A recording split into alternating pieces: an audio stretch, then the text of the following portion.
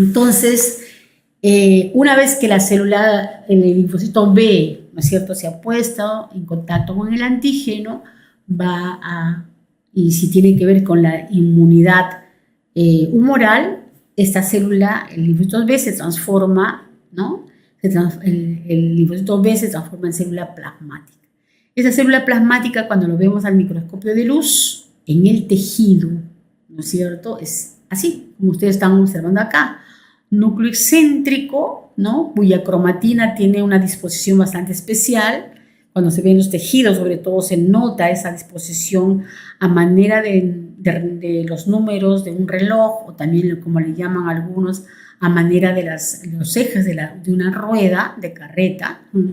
Así lo describen algunos histólogos, ¿ok? Pero el citoplasma es basófilo y tiene una zona bastante más clara donde encontramos el aparato de Golgi. ¿Ok? Esta zona más clara que ustedes observan acá, que lo estoy marcando con el puntero, cuando son coloreados, ¿no?, con los colorantes para la sangre, ¿ok?, se ven así más claritos. ¿Ok? Esa célula, vista al microscopio electrónico de transmisión, podemos ver, miren ustedes, una célula rica en retículo endoplasmático rugoso, con abundante citoplasma, todo lo contrario, ¿no?, cuando era linfocito B. ¿Se acuerdan que tenía poquito citoplasma? Aquí no. Aquí aumenta el citoplasma, por lo tanto aumentan las organelas y principalmente el sistema de membranas, ¿no?, que es donde se va a sintetizar los anticuerpos o inmunoglobulinas.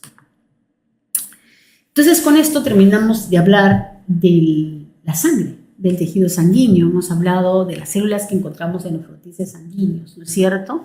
Y miren, en este cuadro, es un cuadro donde tenemos la fotografía de diferentes formas, cómo se pueden ver cada uno de estas células vistas en la sangre. Todos estos son neutrófilos que son segmentados, miren cómo se puede observar. El número de lóbulos es variable, ya les dije, de 2 a 5. El neutrófilo encallado, también llamado neutrófilo en banda o abastonado, miren todos los nombres, en banda, encallado, ¿no? Es que son los neutrófilos un poco inmaduros, podríamos decir así, un paso antes de ser segmentado, se puede ver así, como ustedes pueden observar acá, ¿no? Miren, ¿ok? Miren las diferentes formas que se puede ver, ¿sí? Pero aquí lo importante es mirar el citoplasma de la célula. El linfocito, también igual, miren, unos que son más grandes y otros que son más pequeños, pero el tamaño de la célula es la que manda aquí y la cantidad de citoplasma. Miren, en cambio los monocitos, miren cómo se ven los monocitos, son las células más grandes, más grandes, abundante citoplasma. Miren que no solamente el núcleo es arriñonado, miren la forma de los núcleos que se presentan en estas imágenes. Luego tenemos los eosinófilos, miren ustedes aquí, ¿no es cierto? Estas células también son de mayor tamaño comparado con los neutrófilos, ¿ok? Miren, mayor tamaño, los gránulos muy eosinófilos, pero siempre el núcleo es bilobulado,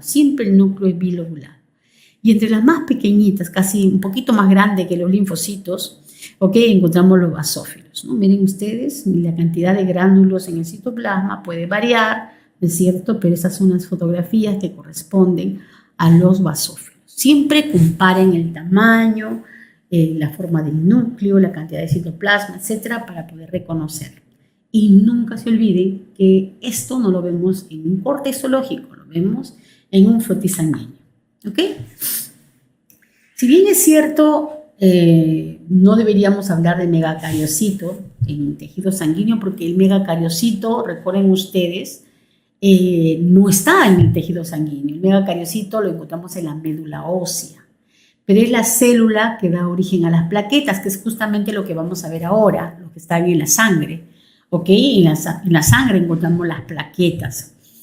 Entonces, estos megacariocitos, ¿no es cierto?, es casi siempre cuando ya están maduros, están cerca de los sinusoides. Recuerden que los sinusoides son estos vasos capilares que hay en la médula ósea, que son capilares discontinuos, ¿no? Ya sea porque las células endoteliales están perforadas y están espaciadas entre ellas, con la membrana basal prácticamente fragmentada, ¿ok?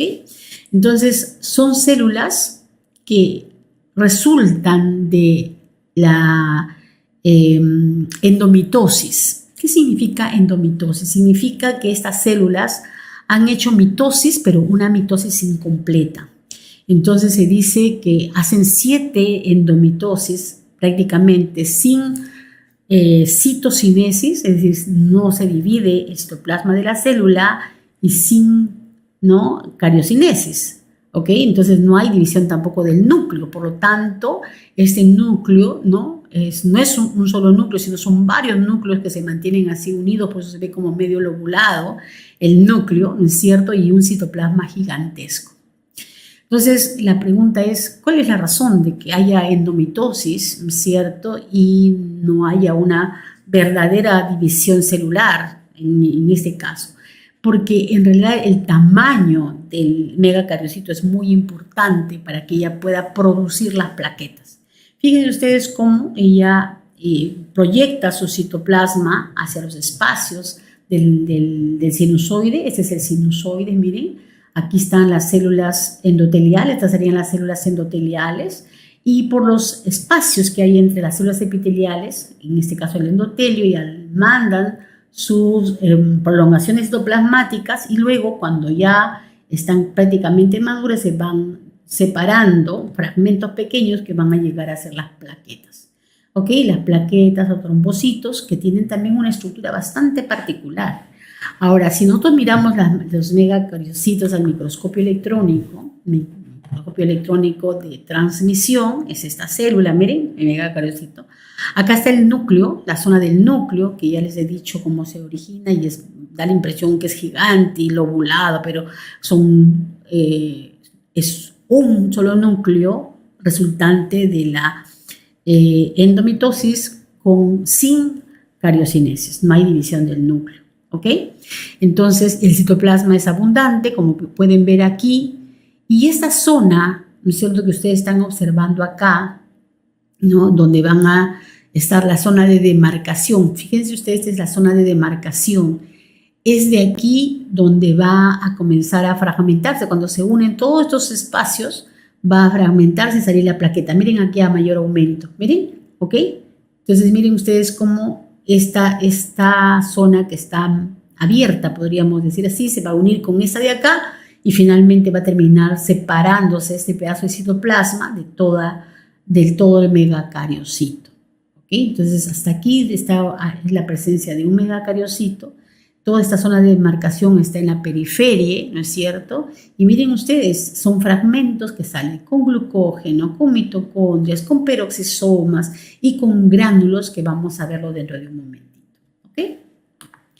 Bien, aquí tenemos las plaquetas, así se ven, miren, así se ven las plaquetas en un frotis sanguíneo. ¿Ven? Con una parte muy basófila y con una parte bastante clara que vamos a tratar de ver de qué se trata, ¿no? Esta zona. O sea, tiene zonas. Las plaquetas tienen zonas donde están dispuestas justamente las diferentes partes de esta plaqueta, ¿no? O trombocito. Fíjense acá, en este esquema, ¿no es cierto?, ¿qué podemos observar? Observamos esta zona superficial, ¿no es cierto?, donde vamos a encontrar la membrana citoplasmática rica en un glucocálix bastante importante para poder ser la zona de reconocimiento, ¿no? Debajo de ella encontramos la parte de la corteza, donde vamos a tener un sistema tubular denso, tienen microtúbulos que van de 8 a más microtúbulos, ¿no? Luego tenemos organelas, en la parte de las organelas, ¿no? O las mitocondrias, encontramos los peroxisomas, ¿sí?, y los gránulos. Entonces, en la zona de las organelas encontramos justamente los gránulos que son los alfa, delta y lambda, que vamos a ver después que tienen diferentes contenidos, ¿ok? Y luego tenemos esta zona membranosa, ¿no? Unas membranas que se abren a la superficie de la plaqueta, ¿ok? Y otras que van a tener un sistema más denso. Ese es el sistema tubular denso que vamos a encontrar dentro del citoplasma y que no se abren hacia la superficie de la plaqueta. ¿Ok? Entonces, esa más o menos es la estructura que tienen estas plaquetas. Miremoslo acá mejor. Miren aquí el microscopio electrónico de transmisión, esto es una plaqueta. Miren cómo se ve un disco, ¿no? Que tiene estos gránulos, estos son los gránulos alfa, que son los más grandes. ¿Ok? Acá se ve el sistema de canal abierto que se abre hacia la superficie del citoplasma de la célula. Estos son los gránulos gamma, ¿no? ¿Ok? Esos de acá, que son los medianos, y los más pequeñitos van a ser los gránulos delta, que aquí están, no se ven muy bien. Acá se ven microtúbulos, miren, estos ven cómo se ven como si fuesen vacíos, ¿no? Unos circulitos vacíos. Estos son los microtúbulos cortados transversalmente. Acá se ven unas mitocondrias de glucógeno como parte del sistema de almacenamiento de energía, ¿no es cierto? ¿Ok? Aquí, ¿sí? Veamos ahora en este esquema para poder entender más. Entonces, todo es de la zona periférica, donde dijimos habría la membrana plasmática con el glucocáliz, esa es la zona periférica. Luego viene la zona estructural, donde vamos a encontrar los gránulos, ¿no es cierto? ¿Qué estoy hablando? Los microtúbulos. Y en la zona estructural también podemos encontrar debajo de la membrana citoplasmática, encontramos actina y miosina. Esta actina, recuerden ustedes, y la miosina son proteínas, ¿no? Recuerden que es parte del citoesqueleto, la actina, pero la miosina es parte de las proteínas motoras. Entonces ya tienen que ver mucho con el cambio de forma de estas plaquetas durante la coagulación, cuando se forman, cuando se adhieren, cuando se juntan estas plaquetas para formar los trombos, ¿no es cierto? ¿Ok? Entonces aquí está la miosina y la actina. Luego tenemos la zona de los orgánulos, donde dijimos que estaban las mitocondrias, los peroxisomas y los gránulos, ¿no? Que son los gránulos lambda, que son estos chiquititos, luego los gránulos delta, que son los medianitos, y los gránulos alfa, que son estos gigantescos que están aquí observándose. Y luego la zona de las membranas, el sistema de membranas que está formando los canalículos abiertos y los canalículos densos, que son estos que no se abren hacia la superficie de la plaqueta. ¿Ok? Ahora bien, ¿qué tienen cada uno? ¿Qué contienen cada uno de estos gránulos? En el caso de los gránulos alfa, que hemos visto que son los más grandes, de 300 nanómetros a los 500 nanómetros de diámetro, ¿ok? Nanómetros, ¿ah? O sea, 1000 veces más pequeños que los micrómetros, recuerden, ¿ok? Son los más abundantes y contienen fibrinógeno, ¿no? Que luego se va a convertir en fibrina en el momento de formar el coágulo. Factores de coagulación, ¿no? Vamos a encontrar el plasminógeno, inhibidor, activador del plasminógeno, ¿ok? Para evitar justamente que se haga el coágulo, y factores de crecimiento derivados de plaquetas. Esos son los principales componentes que vamos a encontrar en estos gránulos alfa. Luego los gránulos delta, que son los más pequeños, aquí vamos a encontrar específicamente ADP, adenosín difosfato, ATP, adenosín trifosfato, pero también podemos encontrar serotonina, histamina. Recuerden que estos son los que tienen que ver con la permeabilidad de los vasos sanguíneos. Recuerden que la histamina aumenta la permeabilidad de los vasos sanguíneos, ¿ok? Específicamente de los capilares, y también facilitan la adhesión de las plaquetas, ¿no? La adhesión, que las plaquetas se vean unidas, que se junten para formar justamente los coágulos, ¿no? Y también la vasoconstricción, que tiene que ver justamente con esta histamina, ¿ok? Luego los gránulos lambda, que son los más pequeñitos, que son similares a los lisosomas, ¿okay? Aquí es como si fuesen los gránulos primarios de las otras células que hemos visto anteriormente, que van a tener enzimas hidrolíticas ácidas principalmente, ¿ok? Entonces, estos gránulos lambda tienen una función importante porque una vez que ya se dio la coagulación, ¿no es cierto?, para la digestión del trombo, ¿ok?, del coágulo, van a intervenir justamente estas y para hacer lo que se llama la reparación vascular. ¿Ok? Entonces serían los gránulos que vamos a encontrar en las plaquetas, de ahí tan importante, ¿no es cierto? No son células, ¿no? Son fragmentos celulares provenientes del megacariocito que está en la médula ósea. ¿Ok? Y para terminar este capítulo, ¿ok?, esta parte del tejido sanguíneo, vamos a repasar rápidamente la médula ósea. Recuerden que la médula ósea es el lugar donde se lleva a cabo, ¿no?, la hematopoiesis, ¿no?, la linfopoiesis, la granulopoiesis, o sea, toda la formación de los glóbulos rojos y de los glóbulos blancos que hay en la sangre. Todas las células de la sangre, ¿no es cierto?, se van a formar acá. Recuerden que la sangre es de origen monofilético, es decir, de una sola célula, ¿no?, va a provenir todas las células que encontramos en la sangre. Pero vamos a ver la estructura histológica de la médula ósea. ¿Dónde encontramos la médula ósea? ¿Recuerdan? Lo encontramos justamente en las cavidades que se forman en el hueso esponjoso. ¿Ok? Entonces, esto que vemos acá es parte de las trabéculas del hueso, ¿no es cierto? ¿Ok? Aquí encontramos estas células que son las células estromales que están tapizando hacia la parte interna del vaso sanguíneo, ¿no? Aquí tenemos la luz de los sinusoides. Recuerden que los sinusoides son los capilares que encontramos, que son bastante amplios en la médula ósea, tapizada por estas células endoteliales que aquí se ven de color verde, ¿ok?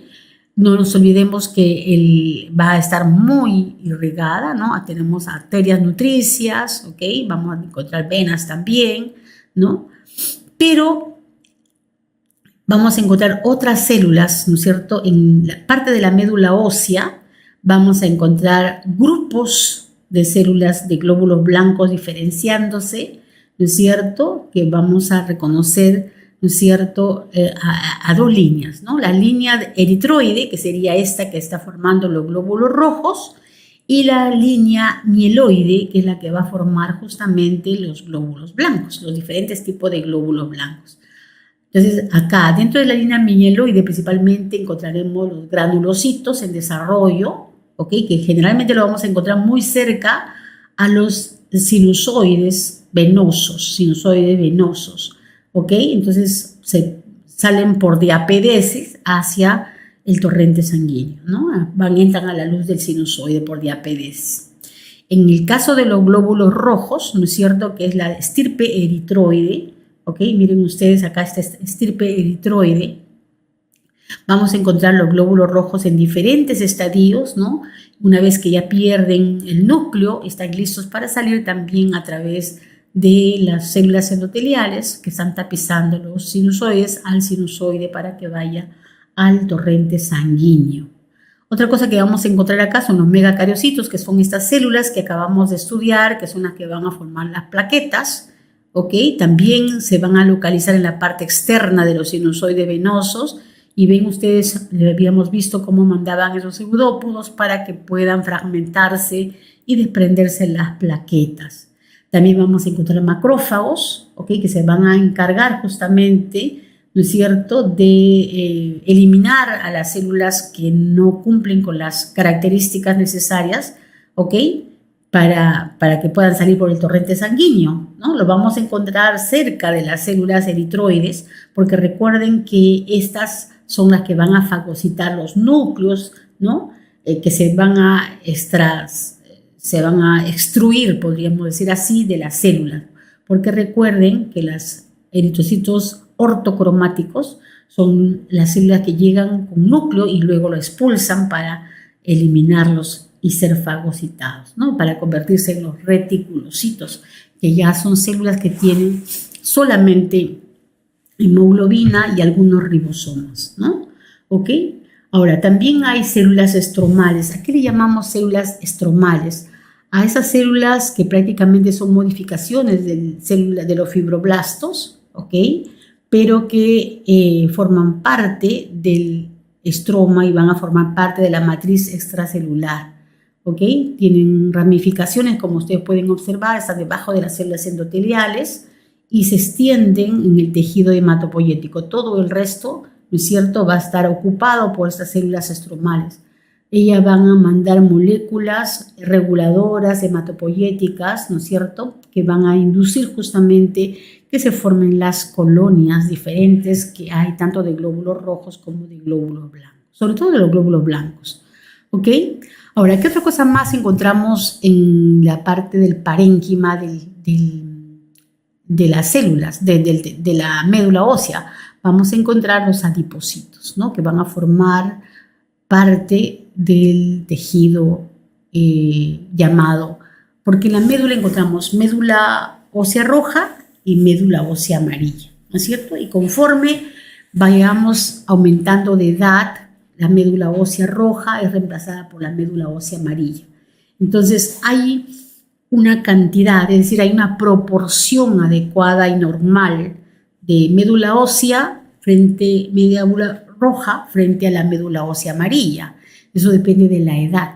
Imagínense ustedes que encontramos a una persona joven donde predomina la médula ósea amarilla, ¿ok? Entonces podemos decir que eso no es una médula ósea normal, ¿ok? ¿Sí? Entonces hay que pensar que hay una patología. Entonces, a medida que vamos avanzando en edad, va a aumentar la médula ósea amarilla, ¿ok? Muy bien. Entonces, aquí vemos, miren, ya esto es un corte histológico, ¿no? Este es un corte histológico, no es un frotis, porque también se puede tomar un aspirado de médula ósea, ¿no es cierto? Y se puede hacer un extendido de la médula ósea y colorearlo, como lo coloreamos la sangre, ¿no? Que generalmente se hace cuando se sospecha algún problema en la médula ósea, ¿ok? En la formación de los glóbulos rojos, de los glóbulos blancos, ¿no es cierto? Cuando se sospecha alguna anomalía, entonces se toma la muestra, ¿no? Con un aspirado del hueso, se mete al hueso, principalmente a los huesos ilíacos, que es un hueso más fácil de perforar, ¿no es cierto?, para tomar. Y esto es lo que se ve, ¿no es cierto? Eso es en un corte histológico. Miren ustedes, aquí se ve, todo esto es la médula ósea roja y aquí los adipocitos que forman parte de esa médula ósea amarilla. ¿Qué cosa es lo que vemos acá? La serie blanca, que es esta de acá. Miren, todo esta de acá se ve más citoplasma que núcleo. Pero en esta que vemos más núcleo que citoplasma es la serie roja, la serie eritroide, ¿ok? Entonces, por eso podemos reconocer la serie blanca de la serie roja. Cuando vemos el grupo de células donde hay mayor cantidad de citoplasma que núcleo, estamos frente a la serie blanca. Y cuando estamos frente a células donde el núcleo predomina frente al citoplasma, como en este caso, estamos hablando justamente de la serie roja, ¿no? Luego aquí están los megacariocitos, ¿no? Estos son megacariocitos, ¿no? La serie plaquetaria, los adipocitos, los sinusoides. ¿Dónde están aquí los sinusoides? Acá, miren acá, esta parte media clarita que vemos acá es un sinusoide. Por acá hay otro sinusoide, miren, acá también se ve otro sinusoide. ¿Ok? Esta es una tinción, es un corte histológico, ¿no? Teñido con hematoxilina eosina. Esta es línea eritroide, línea blanca, ¿no es cierto? Aquí, miren, esta es línea blanca, miren, eritroide, blanca, ¿ok? Fácil de reconocer, es un corte bastante delgado, entonces se puede reconocer fácilmente, pero cuando el corte es grueso, entonces ya se nos complica un poco el reconocimiento de las células. Lo que sí se nota claramente es el megacariocito, ¿no? El megacariocito es fácil de reconocerlo porque es una célula grande, de gran tamaño, ¿no?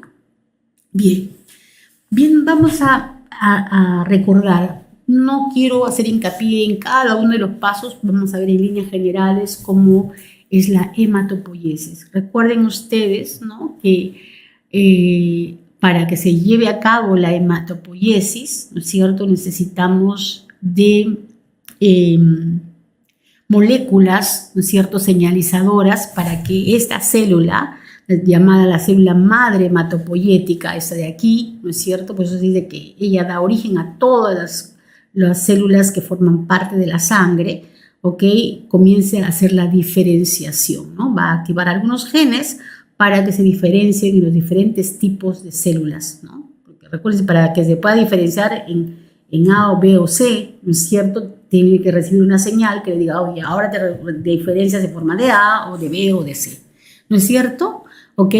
Ahora, en el caso de los glóbulos rojos, también hay una acción hormonal, recuerden, la eritropoyetina, ¿no es cierto? Y también algunas interleuquinas que van a permitir que se haga la hematopoiesis, ¿ok?